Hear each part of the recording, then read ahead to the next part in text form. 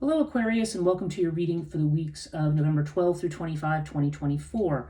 This is a reading if you are Aquarius Sun, Aquarius Moon, Aquarius Rising, or have another significant Aquarius placement in your chart.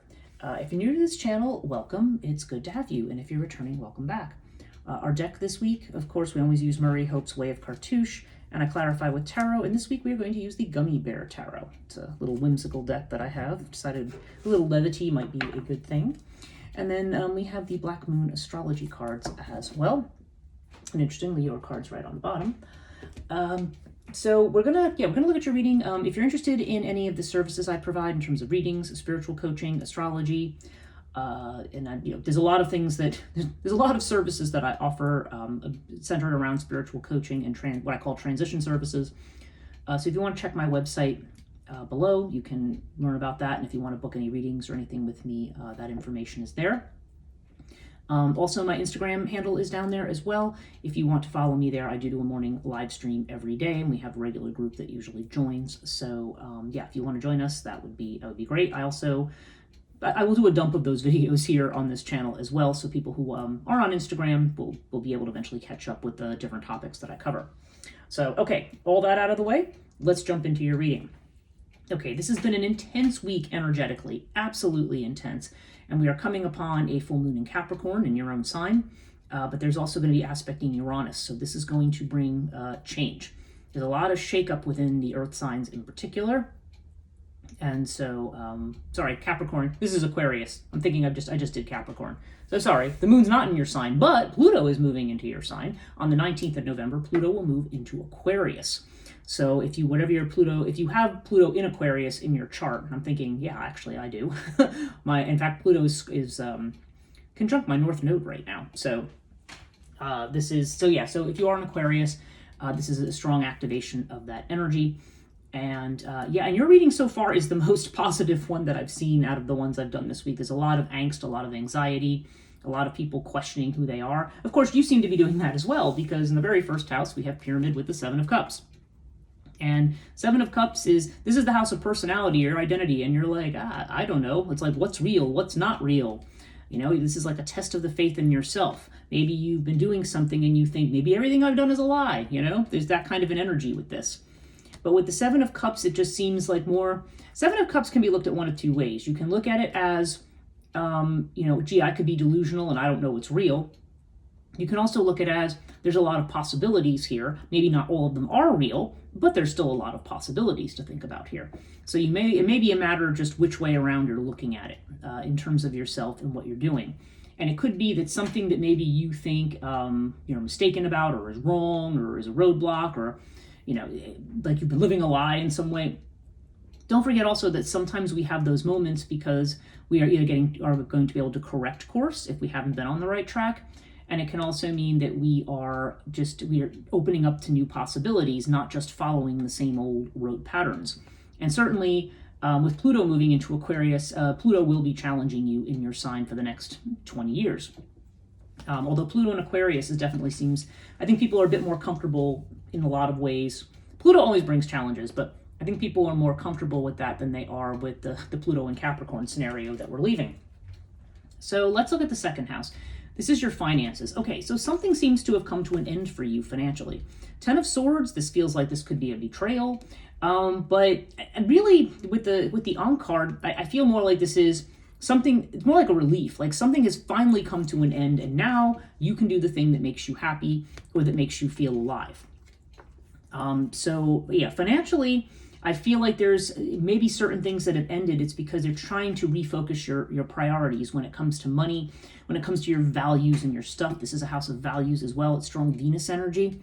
So, and I don't know, now another possibility here is for some of you could have actually had an end to maybe a love relationship or something that had some kind of financial thing. Or maybe you work in a profession that's connected to something that we think about with the Ankh, and usually that would have to do with love or pleasure or beauty. But again, does not have to. But whatever it is, I feel like, something has definitely come to an end. But the word I get is more like relief. Ten of Swords to me, in spite of how scary this card looks, it feels more like a card of relief. And, it's almost like now there's going to be a time where you can focus more on the heart rather than just on the, I mean, you blend it with the practical. Obviously, we don't just completely throw the practical out the window, but there's more. There definitely seems to me there's an ending that's going to allow you to focus more on maybe what you want to be doing to making money rather than maybe what you have been doing. And I don't know for some of you if that means that there's a loss of job or a change in job or a loss of some kind of financial source, but something is definitely coming to an end in this area. And this is moving into a space more of love. One thing that is jumping into my head, I just said this about the nodes. My south node happens to be in the second house and my north node in the eighth. So I almost feel like that's the end of the south node for me. So if your south node happens to be in the second house, that's what that could refer to as well. That there's just an ending that's going to allow you to open up to really living your life the way you want to. So that's actually good news there.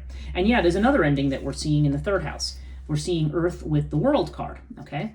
Now the World is a card not just of endings. This is Saturn energy as well, but this is happening in the area of communication, and also if you're self-employed, this would be connecting to that. Yeah, it does seem like there's going to be news of an ending, but this is actually, the World to me is not a negative card. This is a card of like a job well done. I'm satisfied. I'm happy with how something has ended. And it's also a card potentially of expansion. And I say that just because of what I'm seeing in the fourth house here. For some of you, you might be thinking about moving or traveling or going far away, and the World may be that idea of expanding. And Earth, of course, is a very strong financial card, or a card of putting down roots. And so I don't know, I feel like your communications right now may be of a very practical nature. They may be financial negotiations or things, maybe with an eye towards moving, or maybe with an eye towards just whatever this is that's finishing it up. I would suggest that if you're in a business for yourself, this would actually be a very positive omen for good finances within the business as well. Maybe you're closing a business deal, or maybe even some people are finishing something. Maybe people are retiring and have, a good, satisfied with the financial returns. But strong messages here around finances either way. But the World seems to indicate a satisfactory conclusion to something. So that's why I'm not really thinking that this is going to be such an awful thing. Although right now, I feel like in some way you just don't know who you are right now. So, but that will come with time. Whenever there's change, our faith in ourselves, our identity, or who we are always gets tested. So let's look at this fourth house. You've got water with the Three of Wands. Okay, and this is so interesting because water is a card of movement and change. In the fourth house, it can indicate literally moving. Some people moving across water, to water. Water doesn't have to have anything to do with it. There's just this idea of flow and change. Or there could be something that's going on with your home. Sometimes this card comes up if there's a negative card with it, that because sometimes people have floods or have issues with water in their house, but I don't really think that's the case here. Not with the Three of Wands, which as you can see is also, you see a little bear here with the Three Wands, and he's looking out over the water. Okay, so there's double water here. To me, this is like somebody here is definitely looking to relocate, looking to move away. And with the World card, maybe the finances of that are worth being negotiated, but there's definitely this sense here of moving or changing. Now, it doesn't mean you have to be moving far away. Water could just indicate that you want to make a change within your own home or your home environment or with your family. Three of Wands definitely has this idea of collaboration and working with others, but there's a strong sense of waiting for your ship to come in. And this seems to be structured around your home and family, which is why I think certainly for somebody watching that this has to do with relocating. But if not, it does seem like there's going to be some changes, and you are going to be kind of looking out at the horizon as to, okay, we've got these endings here. What's the next thing that I'm going to be doing? Okay, let me skip over to the work. Houses deal with work and health and things like that. Sixth house. This is Virgo energy, and the cards here, you have the Emperor with Bastet. Okay, Emperor's been coming up a lot. This is strong Aries energy. Okay, in terms of health, this generally tends to be a good thing. Bastet can sometimes come up when we have what they call psychosomatic illness, where maybe we've not been feeling well, maybe we've had headaches, upset stomach, something like that. And it suggests that the source of the problem is more from stress and anxiety, taking its toll on us. So there may be a need to relax, to get away, to have something to lighten. If you feel like some of these endings have kind of like been, like a punch in some way, or have just been taking you by surprise or caught you off guard, there may be a need for just some therapy, maybe spending some time with friends, getting support, going out and just doing something that makes you happy and that you enjoy. Bast has to do with music, dancing, things like that. So it's about celebrating and enjoying. Now, some of you, this is the house of work too. So this is about if you have a job, if you work for somebody rather than over here where you might have your own business.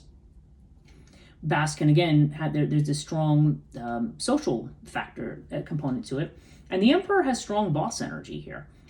So I don't know if you're going to become the boss somewhere, or if it's telling you that you maybe there's some kind of a positive interaction with a boss figure or an authority figure. But this can also be just you being the boss, you taking charge of things, and going with the flow, going along with your instincts, networking with others, being with others. I mean, there's a strong positive energy of that. Bastet in this house, I think, sometimes can indicate somebody adopting a cat too, but that would be a very specific message, not a general one. And if I look up here in your house, again, you've got this strong Emperor energy in your 10th house as well. You've got the Osiris card, which is more Sagittarius energy, but you've got the Emperor and you've got Osiris. You've got like the king in both houses. So this suggests to me, like I said, a leadership role. Maybe you're going to be promoted to a leadership role. But you do have this with the Eight of Swords. So the Eight of Swords seems to indicate being mentally stuck about something. You seem to be overthinking something, or maybe you feel that you're stuck in some way. So I would suggest that in pairing it up with Bast over here, Bast is, again, this is about kind of letting go, letting intuition flow through you. Get out of your head a little bit about what's going on. Maybe you've been tapped for a new role and maybe you're anxious about it. Maybe you're like, oh, I don't know if I can do this, or you're just overwhelmed right now. But there seems to be, I feel like you're being called to leadership, Aquarius, and I think that's kind of the phrase that's coming into my head. Well, it is the phrase, not just kind of. And so, but I think you may be mentally stuck thinking, well, I don't know, how am I going to do this? I can't do this. But I don't know. But I think it's more your mind getting in the way of things. I think you need to let matters flow a little bit. Let's look at your own house of Aquarius energy.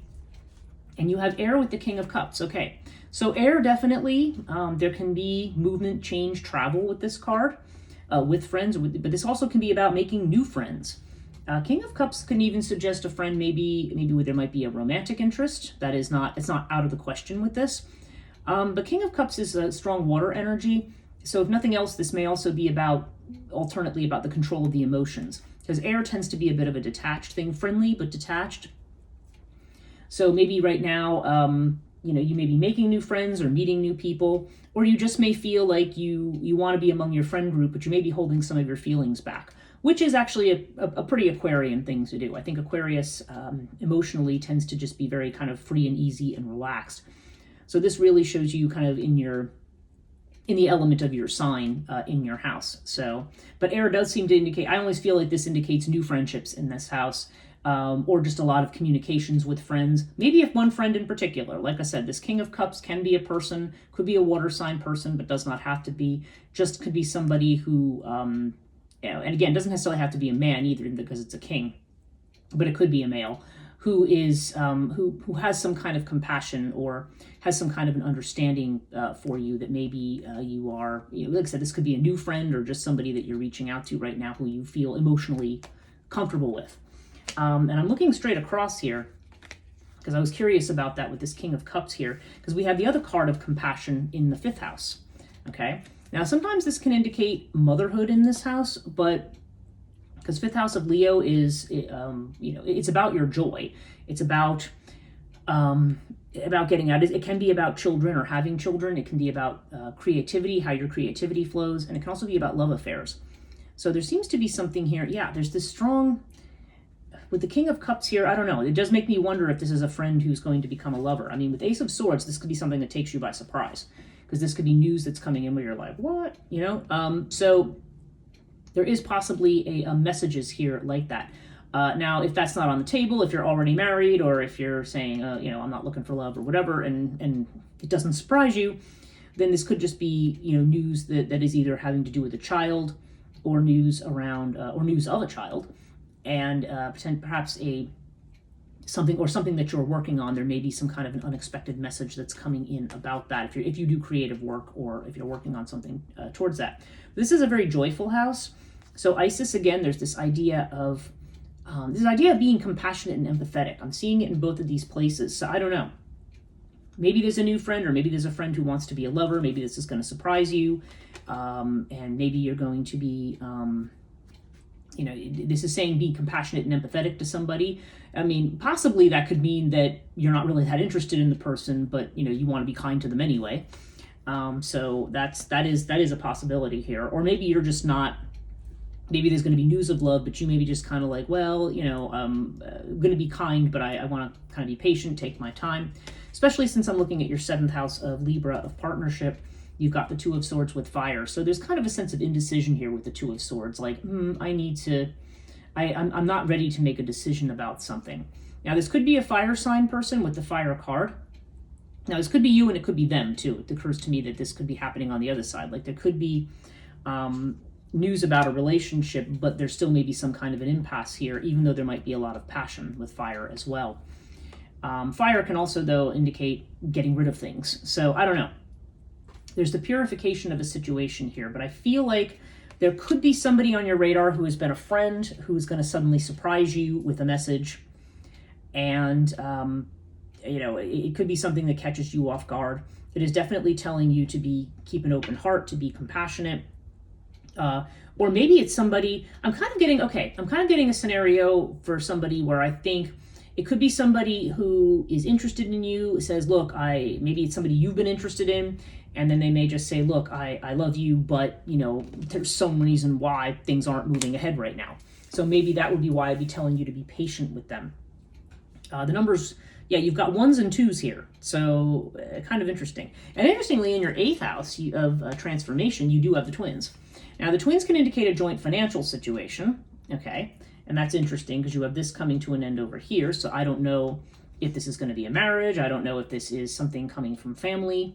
Maybe there's been an ending. Like if, you had somebody in the family who passed away and then left you a legacy. That's always a possibility. Although the twins here, I feel more like this is a transformation in your relationships or in a particular relationships. And again, you have this fire energy, this King of Wands, and you've got fire over here. So I don't know. For some of you, this could be Aries, Sag, or Aries, Leo, or Sag, if I want to do them in order, who might be coming in. But there could be a significant relationship coming in that's going to be part of the change or transformation. For some of you too, what I was saying about the North-South node thing here. This would be the end of a certain financial situation. And this shows the twins here. So it may be a situation where you're going to be relying less on your own. Your financial support's not just going to be you doing it alone, but maybe somebody doing it with you. And if you're a highly independent person, this may not be something that feels like your cup of tea. You may feel like, no, I don't want it to be like that. But this is saying this is going to allow you to achieve your dreams, to live the life the way that you want to. So whether this could be the person who's going to be helping you financially, or this could just be a partnership that's going to be significant to your transformation. Either way, we're seeing this fire sign individual, or if not a fire sign, then this is a person, certainly male or female, who has this very strong energy of, I'm ambitious, I know what I want, and I'm going after it, okay? Now let's look at your house of Sagittarius here. This is really interesting. You have Buckle of Isis with the 7 of Swords. So this is showing up in the house of Jupiter. So this is long distance travel. This is higher education. This is spirituality. This also has to do with our freedom. And I think 9th house can have to do with legal matters as well. So I'm throwing all of these things out here because you want to see where this applies for you. But there is definitely the idea of fidelity or faithfulness, or or making a sacrifice for someone or something. But you have this with the 7 of Swords. So 7 of Swords, this usually shows up when there's something you don't know, when someone's being sneaky, when someone has an agenda, or you feel like you've been done dirty. That's why I mentioned the legal component. So I don't know if you feel like, something underhanded or not quite legally kosher has happened when this card shows up in the ninth house. But there could just be somebody operating behind the scenes. Now you need to decide what this buckle of Isis means, because what it could mean is either that you need to make a sacrifice, like maybe there's friendships you need to cut off or walk away from, or maybe something that somebody has been doing secretly. I don't know if somebody's testing your faithfulness to something, or if this is a person, like if this has anything to do with this person. Maybe this person is concerned about fidelity, maybe worried that, I don't know. I feel like this could be a person who's just very concerned about fidelity for some reason, who might be at a distance from you.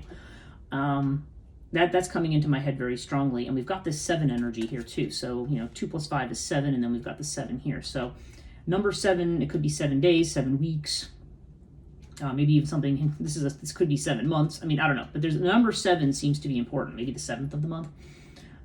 But we have, I don't know, I'm looking at this, and I feel like it's like you're being called to make a sacrifice, or you're being called to make a commitment to something. And I almost feel like there's like an energy of a higher level of commitment, because this is the house of spirituality and higher ed. And I don't know, there's something here that you're doing. And I don't know, it's either something you're not being totally above board on, or it's something where, I don't know, there's some kind of a sneaky element, or it's doing something kind of indirectly here. It doesn't have to be a negative thing, although my first thing was like, ooh, maybe somebody has a legal matter because they feel like somebody has engaged in some trickery here, maybe somebody that they trusted. That could be true. But now I'm kind of looking at it and I'm feeling more like, no, I feel like there's a sacrifice you're being called to make. Although the 7 of Swords, this may be something you're not above board about. Like you may be keeping this to yourself. Or there may be somebody else involved who's keeping things to themselves. I feel like there could be a certain energy of that, of somebody, I don't know, just kind of not speaking up. That's interesting. Take it as it resonates there, but there's something here. You may be looking to make a move, and you may be being very secretive about it right now. Okay? So, yeah, so take that as it resonates. Okay, 12th house, your Pisces energy here. Okay, we have Wing Disc with the 10 of Cups. Now, this is interesting. This is showing up in Pisces, which is, and again, the fact that you've got the 7 of Cups in the first house, which is very Piscean. I mean, 10 of Cups is the wish card, getting everything you wish for in community. Wing Disc is overcoming obstacles, achieving success, getting what you want. Now, in the 12th house, this could indicate that, I don't know, there may be a feeling here that you think something is too good to be true. Okay, or that, what would appear, that may be why you have the 7 of Swords here. Like, you maybe you have the opportunity to achieve your dreams. It may require a sacrifice from you, but you may be going, I don't know, is there something here that I, need to be unsure about? But the fact that this is showing up here and the 7 of Cups is here, I don't know. I feel like this is a test. Like you're being presented with an opportunity. And the fact that I'm hearing 7 of Cups as, don't just look at it as, oh, maybe I'm being delusional here and not being realistic. Look at it as like, okay, let's look at the opportunity. And you have to remember 7 of Swords, these are 2 7s now. 7 of Swords can also indicate that we need to think outside the box a little bit. This is not about approaching something directly. It's about approaching something indirectly in its more positive form. So, yeah, lots to think about with that. Overall, you have Nepenthes, so yeah, that goes with the 7 of Cups, more Piscean energy. I don't have all the information I need to move forward, and you've got it with the Moon. So yeah, this is a time when you're just kind of like, I don't really know what I'm doing or where I'm going right now exactly. You know that you want to make a change. There may be sacrifices you're thinking about making that you're not sharing with somebody right now, the details. And it does seem like there's this partnership, like there's going to be this partnership either financially, and again, the strong fire sign energy here, with somebody, or I don't know, there's going to be some change. Financially, there definitely looks like there's going to be some kind of a change, and that there may be monies coming in from another source. And there's also feels like there's a call to leadership here for you. But I don't know, I think with all these endings, you're kind of feeling uncertain about where you are. But this 9 of Wands energy, there's a need to push through, not to give up. I mean, that's what I feel like. I mean, 9 of Wands can also mean, I'm sick of this crap, I want to get off. but I do feel like there's a sense of pushing through to the finish line. So let's see what we have with your astrology cards this week. So what does Aquarius need to know? Aquarius Sun, Aquarius Moon, Rising, significant placements, November 12 through 25. What does Aquarius need to know? Let's see what we get. Here we go. Okay, we have Chiron. So this is healing. This is about healing wounds. Depending on where your Chiron is in your chart, my Chiron is in Aries. There's a lot of people in my generation with Chiron in Aries. So I don't know why that's why we have a lot of fire energy here, but there's definitely this sense of healing. You could be called to being helped. Maybe that's your leadership call. Maybe you're being called to help others with their wounds. Or maybe you're now being called to finally address and work on healing your own wounds right now. And I feel like this is going to be something that's done through somebody else or through the help of somebody else. But I feel like you're very uncertain right now because you may be being confronted with certain things. Because Chiron's a teacher too. He's a teacher, he's a healer. And when I feel like when this energy shows up, we're being called upon to heal others and heal ourselves. And really there's no difference between the two. Healing, is something that we do. When you heal yourself, you heal others, Healing is not, what did I read today? Healing isn't something you do, healing is something you are. So anyway, I hope this reading was helpful for you, Aquarius. Thank you so much for watching. If you did like this video or find it helpful, please subscribe, hit the notification bell if you want to be notified about future videos. Thank you for watching, and I'll see you next time.